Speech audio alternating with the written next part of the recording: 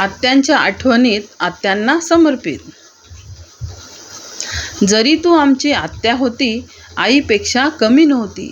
साऱ्यांना आपलं समजत होती, सगळ्यांसाठी झटत होती. नियती इतकी कठोर झाली, सगळं काही संपवून गेली. जाण्याची वेळ नसताना मुकलो आम्ही अन्नपूर्णा माऊलीला. आठवण तुझी सदैव येईल, देवही चांगल्यांना नेणं कधी थांबवेल. किती किती गुण तुमचे आठवतात मनी, देवानेही सर्वच बाबीत केले होते तुम्हाला धनी. कार्यक्रम करून पाहुणे आलेली खूप आवडायची तुला, त्यांच्यासाठी करताना गुंतवून ठेवायची स्वतःला. सर्वांना खाऊ घालण्यात नेहमी असायची आनंदी, आम्हा सर्वांना दिसायची अन्नपूर्णा तुझ्या मंदी. उपास पारायण पोथी पुराण आर्ट ऑफ लिव्हिंग, कामात नेहमी उत्साही असून साऱ्यांसाठी उमंग.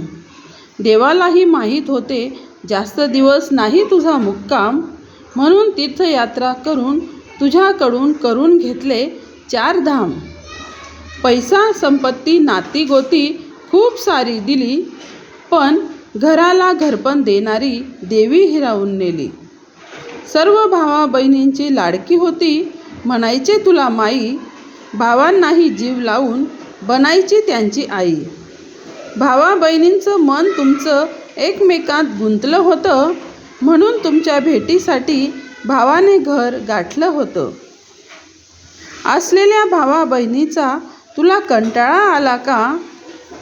देवाकडे गेलेल्या भावा बहिणीला भेटायला गेली का?